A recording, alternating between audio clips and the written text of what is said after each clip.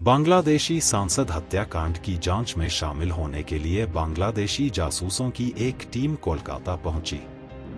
Media से बात करते हुए बांग्लादेश जासूसी विभाग के प्रमुख हारून रशीद ने दावा किया कि जल्द ही सब कुछ पता लगा लिया जाएगा।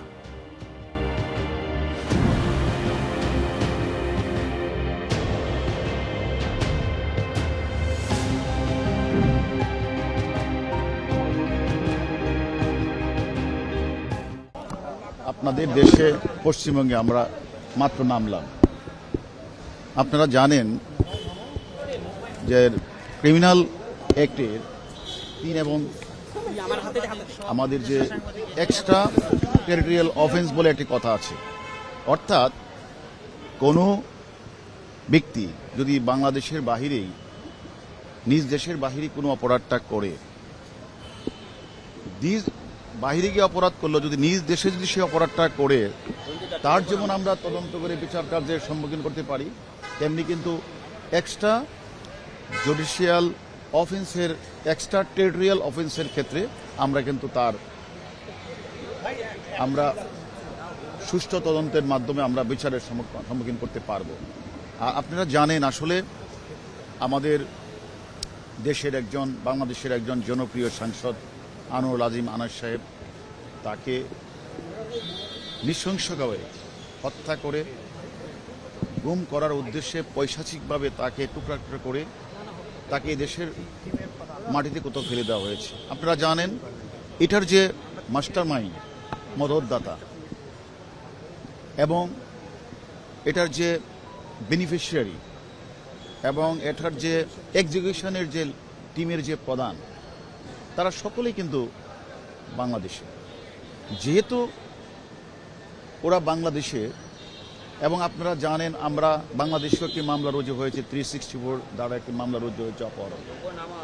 এখন এই ক্রাইমটা কিন্তু এক দেশে বাংলাদেশে তার প্ল্যান হয়েছে, প্ল্যান অনুযায়ী সে এখানে এসে পশ্চিমবঙ্গে কলকাতায় এসে সে প্ল্যানটা বাস্তবায়ন করেছে, অর্থাৎ তাকে হত্যা করে লাশ গুম করার জন্য তার অংশবিশেষ বিভিন্ন জায়গায় ফেলে দেওয়া হয়েছে। এখন আমাদের মূল কাজটা হচ্ছে ক্রিমিনাল প্রসিডিউর অনুযায়ী অপরাধের যেখান থেকে শুরু হয় এবং সেখান শেষ হয়, সেই হিসাবে তদন্তকারী দলকে 2টি স্থানেই পরিদর্শন করতে হয়। তার প্রেক্ষিতে আপনারা জানেন যে আমরা আজকে পশ্চিমবঙ্গে এসেছি। আমরা একজন গুরুত্বপূর্ণ আসামি যে এক্সিকিউশনের কাজটি করেছেন পশ্চিমবাংলার কমিউনিস্ট পার্টির নেতা শিমুল বিশ্বাস, যেখানে সে এখানে আমানুল্লাহ নাম করে এখানে এসেছেন, তার কাছে আমরা অনেক তথ্য পেয়েছি। এমনকি আপনাদের কলকাতা পুলিশ এবং আমাদের বাংলাদেশ পুলিশ, আমরা উভয় পক্ষই কিন্তু আমরা অনেক তথ্য আমরা আদান প্রদান করেছি। আমরা মনে করি এই কলকাতা পুলিশের কাছে আমরা এসেছি, আমরা তাদের কাছে সহযোগিতা চাইব। ওই যে আমাদের দেশের আসামি যে কথাগুলি বলেছেন যে কোথায় সিসিটিভি ফুটেজগুলিতে সে কোন কোন স্থানে গিয়েছেন, এগুলি একটু আমরা যাচাই বাছাই করব। পিওস্থলে গিয়ে সেখানে সিসিটিভিগুলি দেখব। সেটা আমরা এই দেশের পুলিশের সহযোগিতার মাধ্যমে আমরা মনে করি হত্যাকারীদের যে ওই যে কথাটা আপনি বলছেন, অ্যাকচুয়ালি প্রকৃত মোটিভটা কি সেটা আমরা খুঁজে বের করব।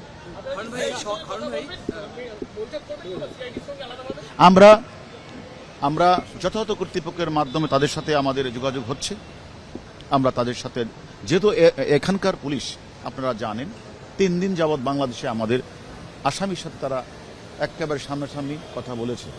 আমরাও কলকাতা পুলিশ, বিশেষ করে সিআইডির কাছে আমরা অনুমতি চাইব যে আমরাও তার সাথে কথা বললে হয়তোবা ওই আসামি যে তথ্যগুলি আমাদেরকে দিয়েছে সেই তথ্যগুলি যাচাই বাছাই করা এবং হত্যাকাণ্ডে ব্যবহৃত বিভিন্ন স্থানগুলি যে কথা বলেছে সেগুলি আমরা তাদের সহযোগিতায় স্থানগুলি পরিদর্শন করব। এবং আপনারা জানেন তার লাশ এখনও আমার জানা মতে এখনও উদ্ধার হয় নাই। এখন আমরা ওনাদেরকে কোনোভাবে তাদের সাথে থেকে আমরা পুরো লাশ অথবা অংশবিশেষ আমরা উদ্ধার করতে পারি কিনা আমরা তাদের কাজে সহযোগিতা করার চেষ্টা করব।